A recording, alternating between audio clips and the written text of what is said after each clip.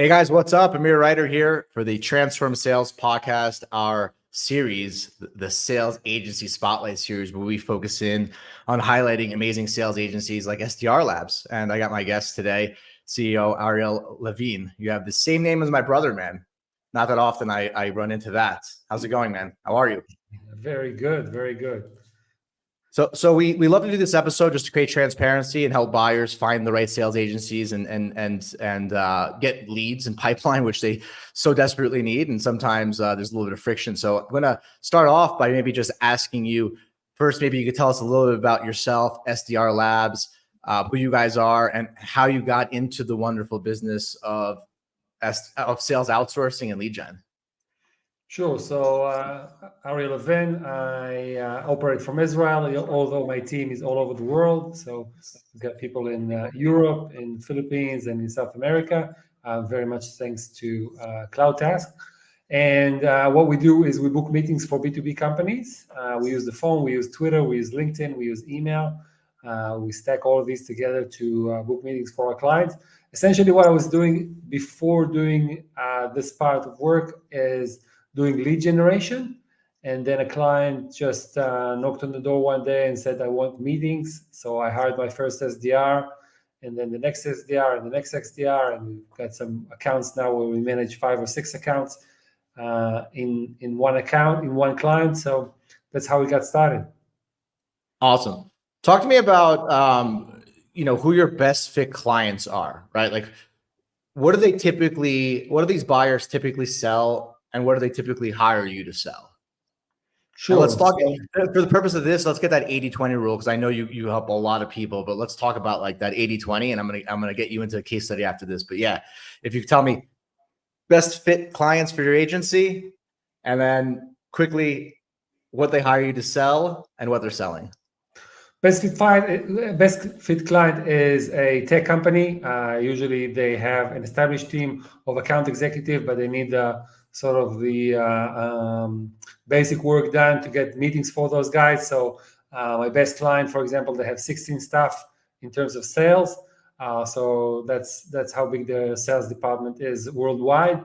And these are our best fit. What they hire us to do is we book meetings for them worldwide, and specifically they go to a lot of events. So what we'll do is we'll get the event list, we'll research that event list, and we'll find the people who match their ICP over there, and we'll book meetings for them. So instead of just booking a handful of meetings a month, we'll book a lot more like that. So 2 things I heard that I want to hone in on: technology or SaaS, right? And then they're teams that have not only account executives, but skilled account executives, right? So they have high quality account executives that are able to convert deals. They're very good at it, and they're just lacking the pipeline, right? So it's not even just a tech company that's got a founder as the AE. You're looking for a team that has a little bit of product market fit, AEs that are trained, that are hungry, that are skilled.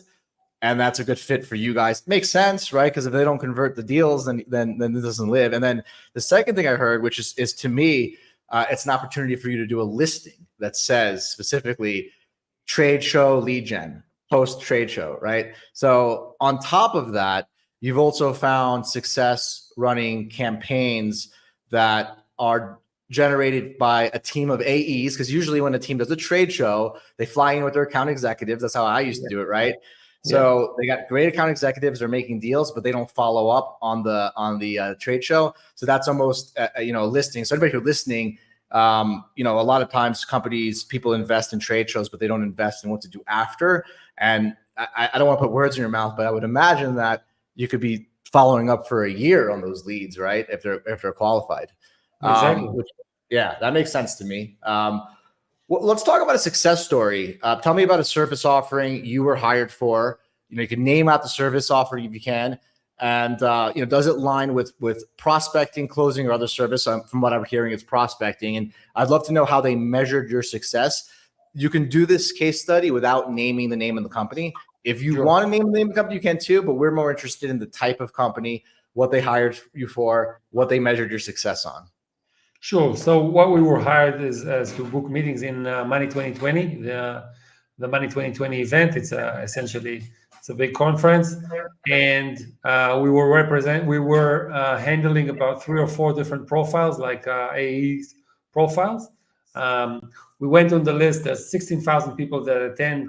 We filter the list. We create a list that matches their ICP. Then we further filter it by different territories, and we split it per person. And we ended up booking about 10 meetings per representative, so about 40 meetings all up. Plus, they had a lot of traction because they had a booth there. So they did very well out of that. And what they measure us is based on meetings at the conference and meeting post-conference as well. So qualified pipeline. Yeah, exactly. Okay. Well, it makes sense. Now I understand who your best fit clients are. Yeah. There's a lot of companies that have really good AEs that don't have the pipeline that go to trade shows, right? And you have that experience. And that's why we do the show. It's so that we can extract this information from you and let people find you.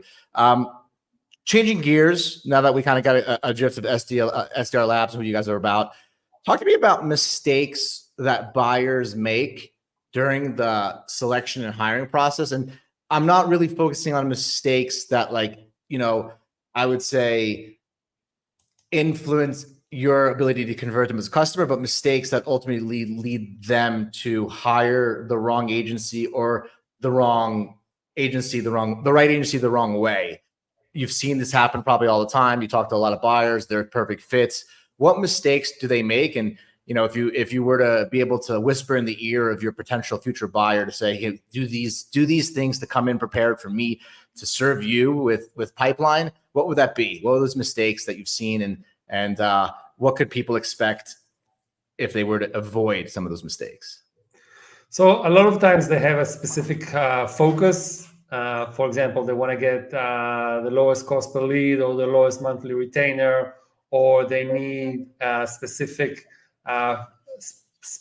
things like to work in a certain way, and they have their own way. So they're very focused on that, and that's the only thing that they will look at. And if they find that these are the people that they're going to hire without doing the proper due diligence of who have you worked in the past, talking to a few of those people, having some understanding, seeing if there's some adaptability from the agency side to work with the client's process, to work with the client's CRM, to make it easier for the clients and not have the client adapt themselves to how the agency works. So there needs to be a delicate dance between those two. So this is what I usually, so if they say, look, this is the most important thing to me, but I need to check in the other three or four, 10 things to make sure that what I'm getting is balanced. So if I hear you correctly, one mistake that they make is not understanding the math of their funnel, and then ultimately defaulting to cheap is safe. And I don't know the math of my funnel, right? Like, it might cost me $1 billion to get to Mars, but I only have $500 million, right? So I just try to save money, which is okay if you know the math of your funnel, right? Like, I know that I can get a click on Instagram for remote candidates at 8 cents. And I know that that's 50 cents on LinkedIn. I know my price, right? Yeah. And then there's obviously quality difference, right? But I couldn't say something's cheap or expensive without knowing the name. I've had that happen before. I've had somebody meet a pay-per meeting agency, and we gave them a quote, and the VP of sales said, that's expensive. And then I go, well, what is your current cost internally? And he goes, I don't know. And then I go, well, then you can't say it's expensive, my friend. He got pissed off, obviously, at me for telling him that. But that's, you know, shout out to him. He's living in California and paying $10,000 a month in rent, but wants to save, can't afford the meetings. And then if what I heard correctly too is that, and this is why I asked the question about what your success story was and how they measured you, right? Because I think what you were saying is that buyers that don't know the math of their funnel can often lead to emotional cheap, right? Without knowing the right price. And then, if I heard correctly, you've also mentioned that buyers that don't know how they're measuring your success and change that will lead to a bad buying, right? Like, at first they're measuring you on revenue, and then they're measuring you on ROI all of a sudden. And their sales cycle is 9 months, but they want an ROI in 6 months. And if you do that, you will fire the agency and start from scratch, and your account executives will be vulnerable. Those account executives that are awesome, they'll get poached, because if they're not going to hit their OTE, they're out, right? So there's more to lose than just not hitting your quota. You might lose your AEs, right? And that's why I tell buyers that, yeah, you got to stick to what you're measuring it, right? Like you're not going to go to the Olympics and get measured on a 100-yard dash and they change it to 50 yards, right? Same thing applies here. So was that a fair summary of what you said, or did I just make things up from my head? Because sometimes I can do that. No, that was a fair summary. I think you said it better than I did. Well, I'm just listening to you, right? So I think it's my job now to listen to buyers and listen to sellers and match them, right? Because I used to be as well running an agency like yourself before we were a marketplace. So like I know, I wouldn't say I said it better than you. My job is just to listen better, if it makes sense. And I have a long way to go, but I appreciate that. Yeah. Talk to me about, where you think the sales agency business is going. Talk to me about the future of the SDR role, and if you have any opinions. Do you see this industry growing? Do you see people outsourcing more or hiring internally? And what are your thoughts of just the SDR position in general? So it's a really interesting time to be in, especially because of AI. We're looking to outsource our own appointment booking, like the email and LinkedIn work, wherever we can connect an API to try to do it through ChatGPT. So there's going to be a ChatGPT agent communicating with people through LinkedIn and email. So most of the work that we're going to put emphasis on is going to be phone work.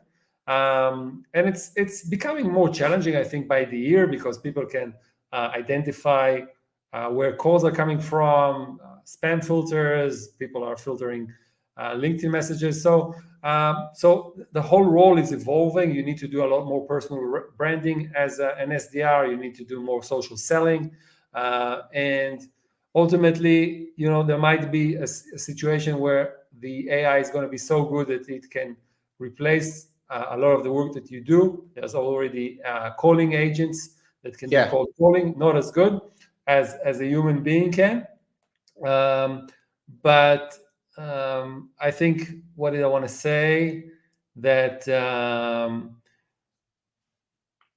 totally eludes me. I got a question for you. So this is the perfect time for me to jump in. With that said, because it's so easy to see that when I ask that question, the wheels start spinning because the industry is complex, right? And that's kind of why I tell software leaders or companies, is like, you really want to be in the game of lead gen. It's a full-time, triple. I have been introducing Ariel to the new technology, some dialers and this and that in the back. Sometimes they're always looking to innovate, right?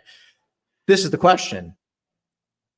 As SDR work, lead gen work, pipeline generation becomes more difficult, does that make a sales agency more desirable? Does that make it less efficient for a team to hire in-house? Like the complexity increases, the difficulty increases. Would you say that that's a reason for companies to outsource more, or should they play the game of trying to keep up with the complexity? Because I see that as an opportunity, but I want to hear what you say. Yeah, I think it very much depends on the sales leader that leads that whole operation, and how and what they want to focus on. Do they have the ramp up time and the runway to start setting up everything themselves, to build a system, to hire people, to train people, to churn people, and all those things, or just to focus on results and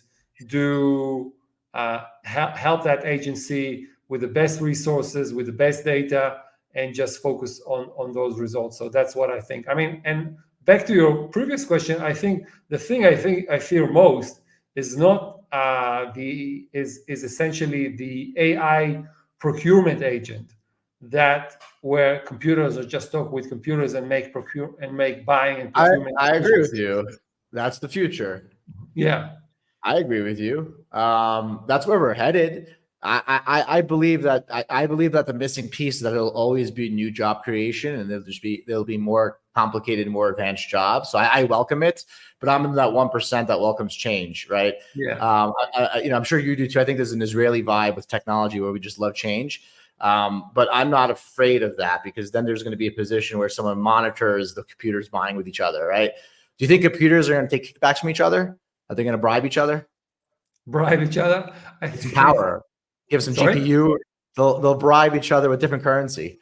I'm Data. sure. I'm sure they're gonna be those type of things. Yeah. It's some funny stuff. It's gonna be Yeah. like it's definitely gonna be a Black Mirror type of world. I'm super excited about it. Ariel, this has been awesome. This is the one of many times that we're gonna talk and pick your brain and obviously find the right people that you can help. And it's been quite the journey. I do appreciate all your support and chatting with you. For anybody who wants to visit the listing, you guys can click the link below, or feel free to directly contact Ariel. Ariel, where can people find you? Where can they follow you? Where can they be in touch with you to learn more about how you can maybe help them if they have awesome account executives, low pipeline, and have a lot of events happening? Where can they find you? Absolutely. So naturally, there's the listing. There's SDRLabs.io. I'm Ariel Levin on LinkedIn. Ariel Levin on X, Twitter. ARLLVN on Twitter. So you can find me there. Ariel, you're the man. I appreciate it. Everybody, thank you for tuning in to this episode of the Transform Sales Podcast, Sales Agency Spotlight Series. It's probably episode 300 something. I don't even know. I don't remember. I'm just glad that my internet's working again. Ariel, I'm going to let you go. Have a good day. And Thank you. good luck prospecting as always, man. Take care. Thanks, man. Thanks, Amir. You got it. Bye-bye.